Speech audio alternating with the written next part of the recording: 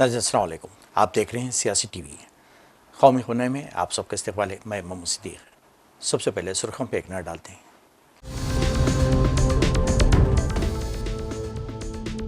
BJP जितनी भी साजिश करे हम पसमानदा तबकात को उनका पूरा हक दिलाएंगे। राहुल गांधी का बयान, कहा हमारी लड़ाई समाजी है।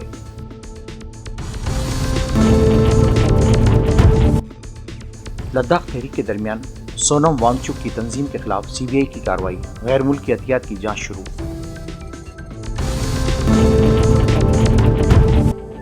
लद्दाख तशद्दुद काबिल तशवीश, मोदी हुकूमत जल्द सही कदम उठाए। फारूक अब्दुल्ला का मुतालिबा, कहा वादे को पूरा करे मरकजी हुकूमत। रेल पर मबनी मोबाइल लॉन्चर सिस्टम से दरमियानी फासले तक मार करने वाले अग्नि प्राइम मिसाइल का कामयाब तजुर्बा। वज़ीर दिफा राजनाथ सिंह के तजुर्बे की सताइश की।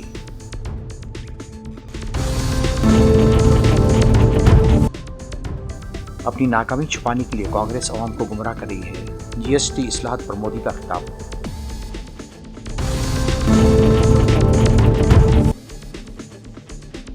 दिल्ली में 95 साल पुराना बंगला 310 करोड़ रुपए में फरोख्त। लक्ष्मी मित्तल का कनेक्शन सामने आया।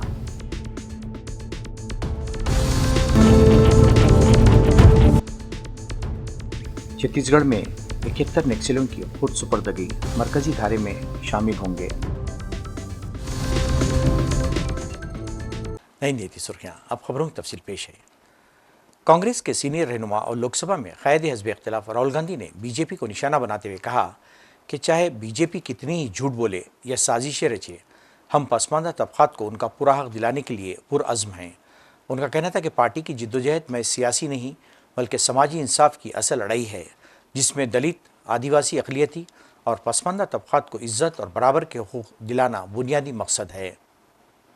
ये सिर्फ 10 पॉइंट नहीं है, मैं आपको कह रहा हूं कि ये गारंटी है, ये होगा, क्योंकि हमारा लक्ष्य है बिहार में सबको सही भागीदारी मिलनी चाहिए।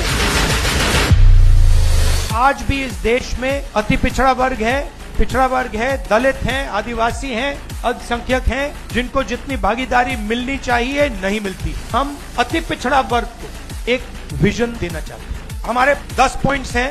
EBC atrocity prevention act, EBC reservation local body में जो 50% की सीलिंग है 9th शेड्यूल में उसे इंक्लूड करना, रिक्रूटमेंट में जो नॉट है उसे इलीगल कराना। 5वें नंबर पे डेडिकेटेड कमेटी, जो भी आपके मतलब समस्याएं हैं, ओवर अंडर इंक्लूजन की जो बात है उसको एक कमेटी देखे।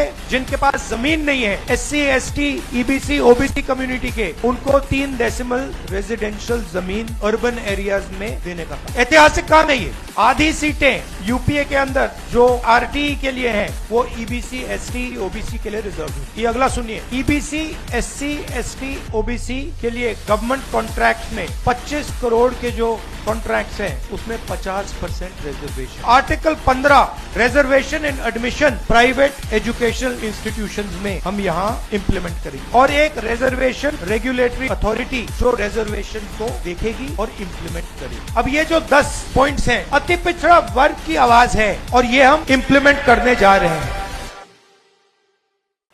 मरूफ माहिर तालीम और माहौलियाती कारकुन सोनम वांगचुक की तंजीम के खिलाफ मरकजी तहक़ीक़ाती ब्यूरो सीबीआई ने गैर मुल्की हथियात से मुताल्लिक़ मुबैना खिलाफ वर्जियों की जाँच शुरू कर दी है। ये कार्रवाई वज़ारत दाखिला की शिकायत की बुनियाद पर की गई है। हुक्म के मुताबिक फ़िलहाल कोई बाज़ाब्ता FIR दर्ज नहीं की गई है, मगर तंजीम के माली मामलात और दस्तावेज़ात की बारीक बीनी से छानबीन की जा रही है। We think it is quite unfortunate the way the properties were damaged and the way the people got out of control yesterday, and it was a spontaneous mob crowd, and it was not contemplated, it was not, nobody thought about it, nobody had any idea what these people are going to do, and we think it is unfortunate that we had to see such violence in Ladakh. For the last 5 years we have been demanding, making our protests in a very peaceful manner. We have had sit-ins, we have had hunger strikes, we have had fasts for 20 to 30 days, and we have walked all the way from Ladakh to Delhi to register our protests, and this is all, we follow the Gandhian way, and it has all been very peaceful, and the government has also been very cooperative, and we have had multiple talks with the government. And when whenever there was an ebb and flow in the talks, we used to have these sit-ins and peaceful demonstrations. It is very unfortunate that the violence took place yesterday. But at the same time, we also need to realize that 4 people have died from Ladakh. These are all our local people. It is very unfortunate, and I'm deeply shocked and aggrieved, and I'm in grief right now. And at the same time, I've just been to the hospital. There are 6 people in the ICU. 2 of them are critically injured, and they are still critically injured, and they are still in the ICU. They are not out of danger yet. And there are 6 people in the surgery ward, 6 other people. All of them have been shot. I do not understand as to who gave the orders to shoot people.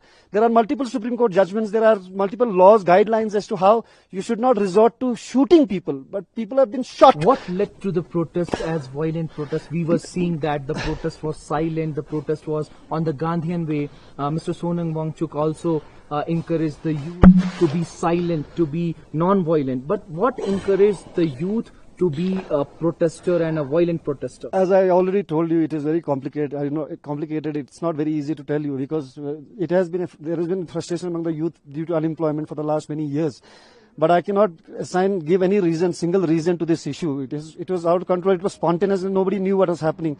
And the leaders, our leaders, apex body leaders, Sonam Wangchuk also appealed to the people not to resort to violence. But despite that, we saw violence. It is very unfortunate what happened to the BJP office, what happened to the cars and the administration and the property. It is very unfortunate. We condemn that. But at the same time, you need to realize that people have been shot and orders have been passed to shoot people. Shooting is the last resort you have to go for, but people have still been killed, and I think this is very unfortunate. I think it is very unfortunate. We need to understand that we want Ladakh to be very peaceful. My appeal to the people of Ladakh is that all our protests, all our dialogues, all our conversations with the government has been very peaceful till now, and we want to continue with that. We are a border area.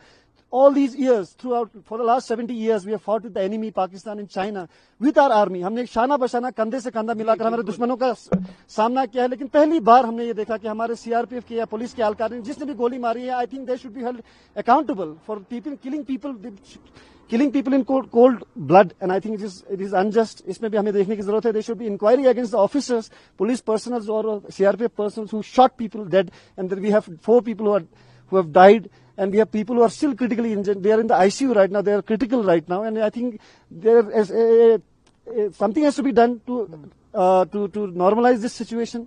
Our leaders are ready to talk with the government. And somebody from the MHE is also visiting today in Leh, and he is meeting our leaders. I do not know who that person is. But we want to... Ladakh is the most peaceful place in our country. We do not want Ladakh to set an example. We will not want to be known for violence and protest. Jammu Kashmir के साबिक़ वज़ीर-ए-आला फारूक अब्दुल्ला ने लद्दाख तशद्दुद पर अफसोस का इजहार किया। इन्होंने मोदी हुकूमत से मुतालबा किया कि जल्द अपने वादों को पूरा करें। फारूक अब्दुल्ला ने मरकज़ी हुकूमत को वार्निंग दी है कि सरहदी सूबों पर दूसरे ममालिक की नज़रें हैं, इसलिए जल्द सही सिमत में कदम उठाया जाए। इन्होंने लद्दाख के एहतजाज में बैरूनी मुदाखलत की किसी भी उनसर को मुस्तरद कर दिया कि वो 14 दिन से वहाँ पे भूख हड़ताल पे थे। उसमें एक बुजुर्ग और उसकी बीवी भी थी। कल जब उनकी हालत बहुत ख़राब हो गई और उनको स्ट्रेचर पे लिया गया अस्पताल, तो उन बच्चों के से रहा नहीं गया। 5 साल से वो वहाँ पे खामोशी से एहतजाज कर रहे हैं कि उन्हें 6 शेड्यूल और स्टेटहुड मिलना चाहिए। और उन्होंने वांगचुक उनके लीडर थे, ले से वो पैदल चले दिल्ली तक कि उनसे कहें कि इस चीज़ को देखें। उन्हें गांधीयन तरीका इस्तेमाल किया था, कोई आंदोलन नहीं किया था। मगर फिर इन बच्चों को ये लगा कि जो 5 साल इन्होंने हमसे वादे किए थे कि हमें नौकरियां मिलेंगी, हम लोगों को यहाँ पे सुविधा मिलेगी और हम लोग आगे बढ़ सकेंगे, वो वादे सारे खोखले निकले। और उसका नतीजा ये हुआ कि आज उनसे रहा नहीं गया और वो बाहर निकल आए। और माफ़ी चाहता हूँ ये कहने को, उन्हें गांधी का रास्ता छोड़ के आंदोलन का रास्ता लिया, जिसमें कि उन्होंने बहुत सख्त कदम उठाए, जिसमें उन्हें बीजेपी का दफ्तर जला दिया, कई पुलिस की गाड़ियां जला दी, कई और दफ्तरों को ने आग लगाने की कोशिश की और उसमें पुलिस को वहाँ से गोली चलानी पड़ी। अभी तक तो यह खबर है कि 4 लोग की वो मौत हुई है और कई सीरियस हैं, और कहते हैं करीबन 60 से 80 लोग अस्पताल में हैं, कई उनमें से काफ़ी सीरियस हैं। नतीजा इसलिए है क्योंकि जो वादे किए गए इनसे, हर बार इनसे कहा गया हम कुछ करेंगे, ये करेंगे, वो करेंगे, मगर कुछ नहीं किया। और मैं हुकूमत हिंदुस्तान से कहना चाहता हूँ, ये बॉर्डर स्टेट है, चीन हमारे ऊपर बैठा हुआ है वहाँ पे, काफ़ी वहाँ की ज़मीन उनके कब्ज़े में है। वहाँ पे ऐसी चीज़ होना हमारे वतन के लिए ख़तरनाक है। मेहरबानी करके इसको सुलझाने की कोशिश कीजिए और बातचीत का रास्ता जल्दी से इख्तियार कीजिए। हुकूमत ने दिफाई शोबे से मुतालिक एक अहम फैसला करते हुए चीफ ऑफ डिफेंस स्टाफ यानी CDS जनरल अनिल चौहान की मुद्दत कार में आइंदा साल 30 मई तक तोसी करने का ऐलान किया है। वज़ारत दिफा के मुताबिक तकर्रियों से मुतालिक काबीनी कमेटी ने जनरल चौहान की मुद्दत में तोसी से मुतालिक तजवीज़ को मंजूरी दे दी है। जनरल चौहान 30 मई 2026 तक या अगले हुक्म तक महकमे फ़ौजी उमूर के सेक्रेटरी के तौर पर खिदमत अंजाम देते रहेंगे। उन्हें मुल्क के पहले chief of defence staff general Bipin Rawat के एक हादसे में वफात के बाद CDS मुकर्रर किया गया था। हिंदुस्तान ने रेल पर मबनी मोबाइल लॉन्चर सिस्टम से दरमियानी फासले तक मार करने वाली अग्नि प्राइम मिसाइल का कामयाब तजुर्बा किया है। ये अगले सिलसिले की मिसाइल 2000 किलोमीटर तक मार करने की सलाहियत रखती है और कई जदीद खुसूसियात से लैस है। वज़ीर दिफा राजनाथ सिंह ने कहा कि ख़ास तौर पर तैयार करदा रेल पर मबनी मोबाइल लॉन्चर से किया गया ये अपनी नवीयत का पहला तजुर्बा है जो बग़ैर किसी इजाफी निज़ाम के रेल नेटवर्क पर काम करने की सलाहियत रखता है। वज़ीर-ए-आज़म मोदी ने कांग्रेस और इत्तेहादी जमातों पर अशिया टैक्स यानी GST में इस्लाहात के हवाले से अवाम को गुमराह करने का इल्ज़ाम आयद किया है। इन्होंने कहा कि कांग्रेस अपनी हुकूमतों की नाकामियों को छुपा रही है। मुल्क की माशी मजबूती के लिए मोदी हुकूमत में GST इस्लाहात का सिलसिला मुसलसल जारी है। मिस्टर मोदी ने दुनिया भर की कंपनियों को मदऊ करते हुए कहा, हिंदुस्तान और उत्तर प्रदेश सरमायाकारी के लिए सबसे मौजू और पुरकशिश मुकामात है और यहाँ सरमायाकारी न सिर्फ हिंदुस्तान बल्कि गैर मुल्की कंपनियों के लिए भी फ़ायदेमंद का सवाल है। उत्तर प्रदेश बैनुल अक़वामी तिजारती नुमाइश की इफ्तिताह करने के बाद अपने खिताब में मिस्टर मोदी ने GST निज़ाम के निफास और बाद में की गई नई सिलसिलावार इस्लाहात का जिक्र किया और कहा कि इस इस्लाहात से मुल्क में माशी मजबूती की बुनियाद रखी गई है। अभी 3 दिन पहले ही नेक्स्ट जनरेशन GST रिफॉर्म्स लागू किए गए हैं। GST में हुए बदलाव भारत की ग्रोथ स्टोरी को नए पंख देने वाले स्ट्रक्चरल रिफॉर्म्स हैं। इन रिफॉर्म से GST रजिस्ट्रेशन आसान होगा, टैक्स डिस्प्यूट्स कम होंगे और MSMEs को रिफंड भी तेजी से मिलेंगे। इससे हर सेक्टर को लाभ होगा। आप सभी ने GST से पहले और GST के बाद और अब तीसरा स्टेज है नेक्स्ट जनरेशन GST रिफॉर्म्स, यानी तीनों परिस्थितियों को अनुभव किया है। कितना बड़ा अंतर आया है, ये मैं कुछ उदाहरणों से आपके सभी के बीच रखना चाहूंगा। 2014 से पहले, यानी आपने मुझे काम दिया उसके पहले की बात कर रहा हूं।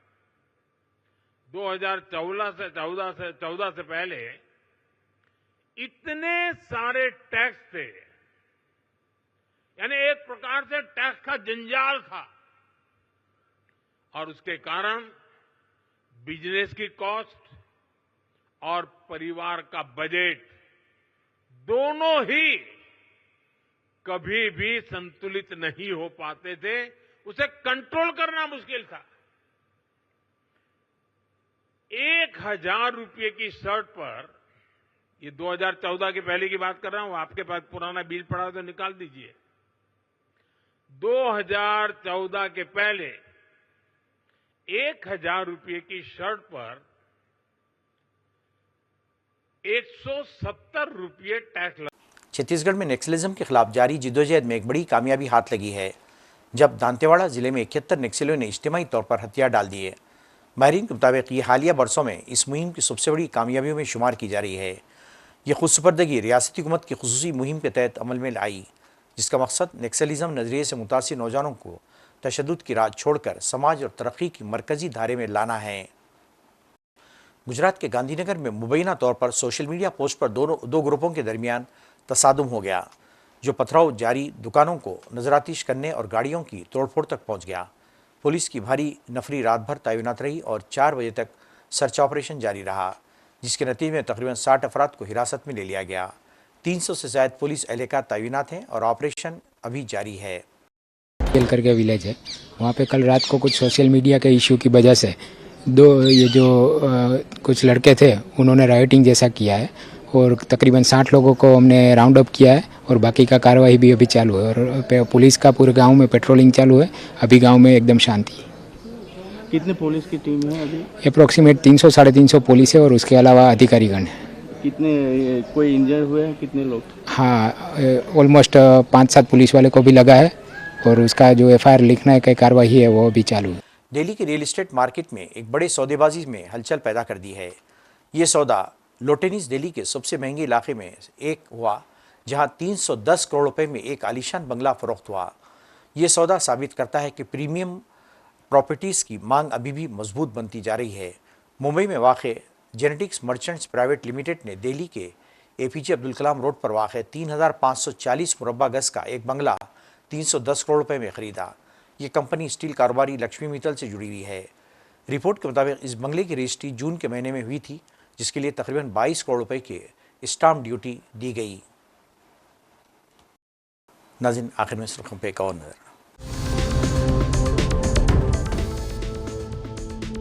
बीजेपी जितनी भी साजिश करे, हम पसमानदा तबकात को उनका पूरा हक दिलाएंगे। राहुल गांधी का बयान, कहा हमारी लड़ाई समाजी है।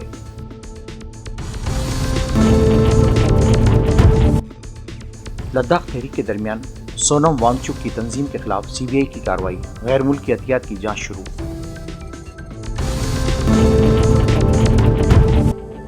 लद्दाख तशद्दुद काबिल तशवीश, मोदी हुकूमत जल्द सही कदम उठाए। फारूक अब्दुल्ला का मुतालिबा, कहा वादे को पूरा करे मरकजी हुकूमत। रेल पर मबनी मोबाइल लॉन्चर सिस्टम से दरमियानी फासले तक मार करने वाले अग्नि प्राइम मिसाइल का कामयाब तजुर्बा। वज़ीर दिफा राजनाथ सिंह के तजुर्बे की सताइश की।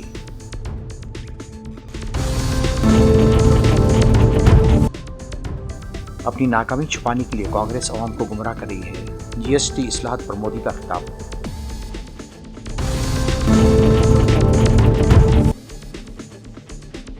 दिल्ली में 95 साल पुराना बंगला 310 करोड़ रुपए में फरोख्त, लक्ष्मी मित्तल का कनेक्शन सामने आया।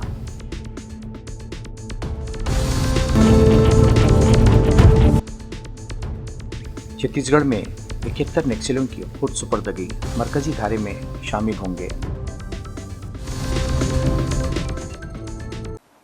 इसके साथ ही कौमी खबरनामा खत्म होता है। मुझे और सारी सियासत की टीम को इजाज़त दें। अल्लाह हाफिज़।